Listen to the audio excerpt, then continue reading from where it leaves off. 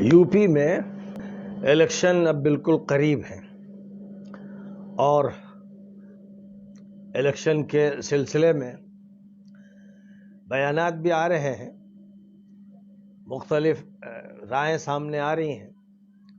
मुख्तलिफ पार्टियां अपना गठजोड़ करने में लगी हुई हैं। मायावती समझती हैं कि उन्हें जीत हासिल होगी, अखिलेश को ये घमंड है कि वो जीत जाएंगे, मुसलमान हैरान और परेशान हैं। मैं ये समझता हूँ कि मुस्लिम पर्सनल लॉ बोर्ड का जहाँ तक ताल्लुक़ है, जिसकी एक लड़ाई चल रही है मरकज़ से भी और यूपी से भी, उसका टकराव मोदी से भी है, योगी से भी है, और मुस्लिम पर्सनल लॉ बोर्ड के बारे में ये समझा जाता है कि वो मुसलमानों की नुमाइंदगी करता है। अब इस वक्त जो यूपी में इलेक्शन होने वाले हैं, उसमें मुस्लिम पर्सनल लॉ बोर्ड का जो सबसे ताकतवर मेंबर और सबसे बड़ा नुमाइंदा, जिसकी अपनी पार्टी है और जिसने मुल्क के मुख्तलिफ सूबों में इलेक्शन में हिस्सा लिया है और उसके लोग कामयाब हुए हैं, वो यूपी में भी पूरी तैयारियों के साथ आ चुका है और उसकी तरफ से यह ऐलान है कि यूपी में 100 सीटों पर वो इलेक्शन लड़ेगा। यानी जनाब असदुद्दीन ओवैसी साहब, जो मुस्लिम पर्सनल लॉ बोर्ड के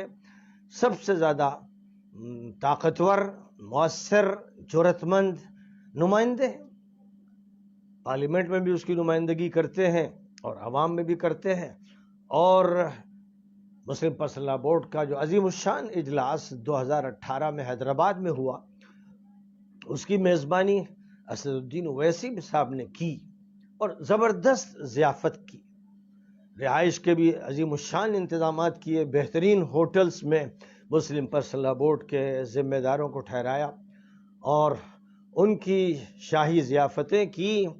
और 1.5 करोड़ रुपया मुस्लिम पर्सनल लॉ बोर्ड को दिया। इसलिए इसमें कोई शक नहीं है कि इस वक्त मुस्लिम पर्सनल लॉ बोर्ड के सबसे बड़े मोहसिन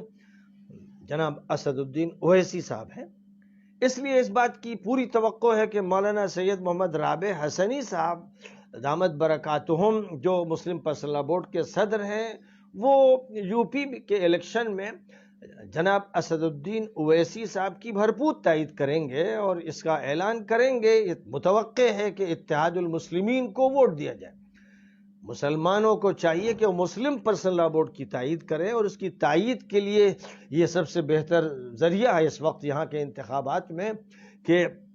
ओवैसी साहब की तायीद की जाए और इसका ऐलान मौलाना राबे साहब की तरफ से हो। मौलाना राबे साहब की एहसान शनासी का भी ये तकाजा है कि ओवैसी साहब ने जिस तरह पर्सनल लॉ बोर्ड को गोद में लिया और जिस तरह उसके ज़िम्मेदारों का इकराम किया और जैसी उनकी ज़ियाफ़तें की और फिर जिस तरह एक बहुत ख़तीर रकम मौलाना की खिदमत में पेश की, तो उसके बाद यही मुतवक्के है। और मैं समझता हूँ कि एहसान का भी यही तकाजा है और अखलाक का भी यही तकाजा है कि मौलाना की तरफ से बाकायदा ओवैसी साहब के लिए इलेक्शन के सिलसिले की अपील जारी की जाए और नदवे में ख़ास तौर पर उनका इकराम किया जाए और जैसे उन्होंने ज़ियाफ़त हैदराबाद में की वैसे ही लखनऊ में उनकी ज़ियाफ़त के इंतज़ामात हों। तो बहरहाल मैं समझता हूँ कि मुस्लिम पर्सनल लॉ बोर्ड पर ये बड़ी जिम्मेदारी आयद होती है। उसके जितने भी मेंबरान हैं उनको भी तायीद करनी चाहिए और बिलखुसूस मौलाना राबे साहब जो सदर हैं मुस्लिम पर्सनल लॉ बोर्ड के, उनको चाहिए कि वो ओवैसी की भरपूर तायीद करें और उनके हक़ में ऐलान करें। इससे पहले जो रवैया रहा कि देवबंद और नदवे के ज़िम्मेदार अखिलेश के यहाँ नज़र आते थे, इससे उनको बुलंद होना चाहिए और एक अच्छी मुस्लिम क़यादत को सामने लाना चाहिए। तो मैं समझता हूँ कि उनके लिए ओवैसी से बेहतर कोई क़यादत नहीं है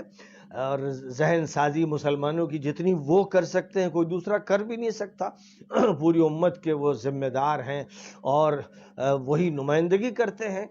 پرسنل لا کی بھی اور شریعت کی بھی. اس لیے میں سمجھتا ہوں کہ اس وقت مولانا رابع صاحب کی طرف سے اعلان آنا چاہیے کہ سارے مسلمان یو پی میں اویسی صاحب کی تائید کریں. اور پھر چونکہ بات یہ بھی آ رہی ہے کہ اوم پرکاش راج بھر بھی ان کے ساتھ ہے اور بھی کچھ پارٹی آ رہی ہے، تو اس طرح ایس سی اور S T O B C وغیرہ بھی شامل ہو جائیں گی، تو ایک سیکولر صورتحال ہوگی. اور اس میں وہ مسلم پرسنل لا بورڈ پر خاص طور پر حق رکھتے ہیں اویسی صاحب کہ ان کا استقبال کیا جائے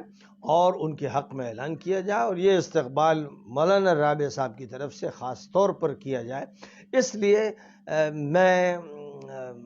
میں اپیل کر رہا ہوں. ظاہر ہے کہ میری یہ اپیل تو اصلاً صدر مسلم پرسنل لا بورڈ سے ہو رہی ہے کہ جو بھی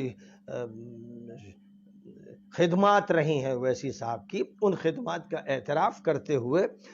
اس طرح کا اعلان ہو اور ان کا ساتھ دیا جائے، اور اپنی تمام شاخوں میں بات کہہ دی جائے اور تمام ممبران سے کہہ دیا جائے کہ وہ اویسی صاحب ہی کی تائید کریں، ان کے علاوہ کسی اور کی تائید نہ کریں.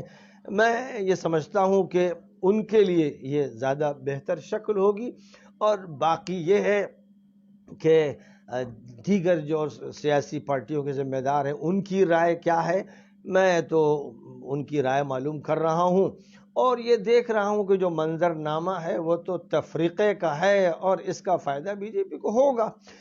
اگر وہ چاہتے ہیں، پرسنل لا بورڈ کے لوگ چاہتے ہیں کہ فائدہ نہ ہو، تو ان کو چاہیے کہ ایک ایسی پارٹی کو جتا دیں، اس کو نمایاں کر دیں، اس کے بہت سے ممبران اسمبلی میں پہنچا دیں جس کی آواز سنی جائے اور جس کا اچھا اثر پڑے. اس لیے بہرحال یہ ایک مختصر سی ایک بات ہے جو اس وقت میں نے ذکر کر دی، اور اس پر